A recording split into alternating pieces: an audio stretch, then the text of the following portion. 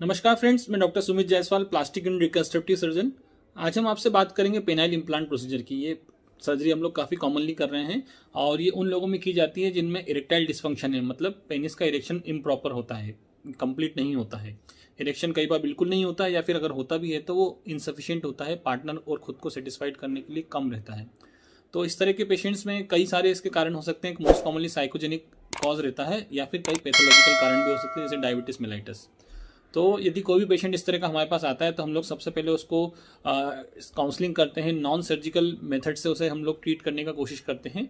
लेकिन आमतौर पर ये पेशेंट्स जो हमारे पास आते हैं सारा कुछ ट्रीटमेंट लेके आते हैं और फिर डायरेक्ट वो हमें एडवाइस जो चाहते हैं कि हम लोग इसमें इम्प्लांट कर सकते हैं या नहीं कर सकते हैं। सो पेनाइल इम्प्लांट करना बहुत एक सिंपल प्रोसीजर है, बहुत बड़ा उसमें आफ्टर केयर का ज़रूरत नहीं रहता है। लेकिन उसमें प्रॉपर इंडिकेशन होना चाहिए और पेशेंट का साइकोलॉजिकल असेसमेंट प्रॉपर होना चाहिए कि उसमें कोई रूल आउट करने वाला कारण या पैथोलॉजिकल कारण यदि है तो उसे हम लोग अलग कर दें। जो इम्प्लांट करने का प्रोसीजर रहता है रफली 45 मिनट्स का रहता है और इसमें हम लोग या तो सेम डे या नेक्स्ट डे मोस्टली पेशेंट को डिस्चार्ज कर देते हैं। अब क्वेश्चन रहता है कि इम्प्लांट कौन सा यूज़ करना है, तो इसमें काफ़ी कन्फ्यूजन रहता है। लॉट ऑफ वेराइटीज़, अलग अलग वीडियोस रहते हैं, अलग अलग लिटरेचर रहता है जो बताता है अलग अलग तरह के इम्प्लांट्स। लेकिन बॉटम लाइन ये रहता है कि जो इंडिया में 80 to 90% सर्जन करते हैं या जो डॉक्टर पेशेंट्स करवाते हैं वो इंडियन शाह पेनाइल इम्प्लांट होता है। जो सिंपल मेलाइबल इम्प्लांट, इंडियन मेलाइल इम्प्लांट है ये, हालांकि इंडियन है लेकिन इसका ये मतलब नहीं है कि कोई ओवरसीज इम्प्लांट की तुलना में ये कमज़ोर है। ये सिंगल पीस है, लो कॉस्ट है, इसका बिल्कुल भी मतलब नहीं है कि इसकी इफेक्टिवनेस कम रहेगी। उल्टा यदि कोई टेक्निकली कॉम्प्लिकेटेड सिस्टम यदि हम बॉडी में डालेंगे, स्पेशली 3 पीस इम्प्लांट डालते हैं, तो उसमें कॉम्प्लिकेशन रेट ज़्यादा रहता है, उसकी सीवियरिटी और प्रोसीजर अधिक बढ़ जाती है, कॉस्ट के साथ साथ दूसरी चीज़ें भी परेशानी रहती है। सो जो प्रॉब्लम है सिंपल, तो उसका असर भी जो इलाज है वो भी सिंपल होना चाहिए। जो बेसिकली इसमें ये दिक्कत होती है कि जो ब्लड फ्लो आना चाहिए केवरनोसा में वो नहीं आ पा रहा है। तो जो नॉर्मली टाइटनेस ब्लड की वजह से होती है उसे हम लोग इसमें इम्प्लांट के द्वारा करते हैं। इसमें अलग अलग साइजेस रहते हैं, पेशेंट की साइज़, पेनिस के साइज़ के हिसाब से और उसकी विड्थ के हिसाब से हम लोग, पेनिस के विड्थ के हिसाब से हम लोग इम्प्लांट का चयन करते हैं। प्रोसीजर सिंपल है लेकिन काफ़ी टेक्निकल डिमांडिंग है। आपको सर्जन इस तरह का चुनना है जिसको सफिशिएंट इस नंबर के केसेस करने का अनुभव हो, क्योंकि यदि प्रॉपर तरीके से नहीं की जाती है तो उसमें काफ़ी सारी दिक्कतें भी हो सकती है। फर्स्ट मोस्ट कॉमनली हो सकता है कि इन्फेक्शन होने का रिस्क रहता है यदि प्रॉपर एसेप्टिक कंडीशन हमने मेंटेन नहीं करी है।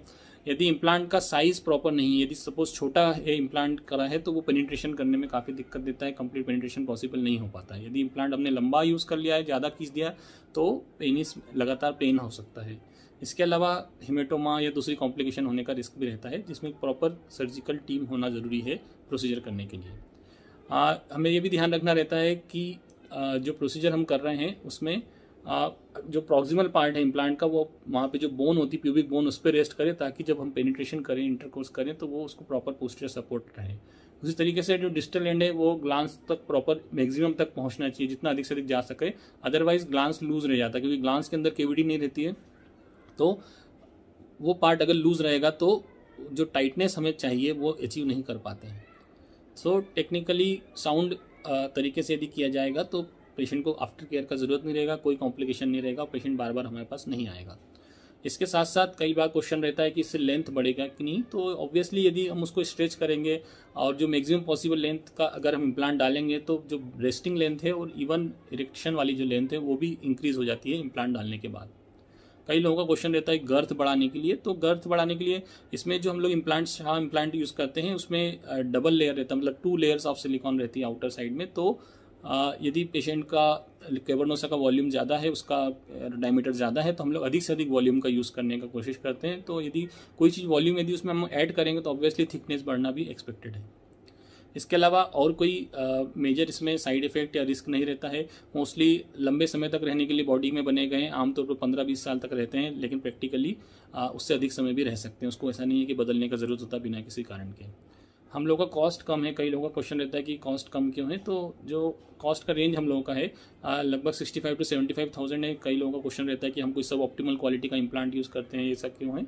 तो आपको समझना होगा कि जो इंडियन शाह पेनाइल इम्प्लांट है इसका जो कॉस्ट रहता है लगभग 18,000 20,000 के रेंज में रहता है। तो टोटल कॉस्ट आपको हमारे हिसाब से 70,000 सफिशिएंट अमाउंट है, 70 to 75,000 जो हम पेशेंट से लेते हैं, जिसमें hospital expense, surgeon charge, anaesthetist और इम्प्लांट का कॉस्ट सब कुछ इंक्लूड रहता है।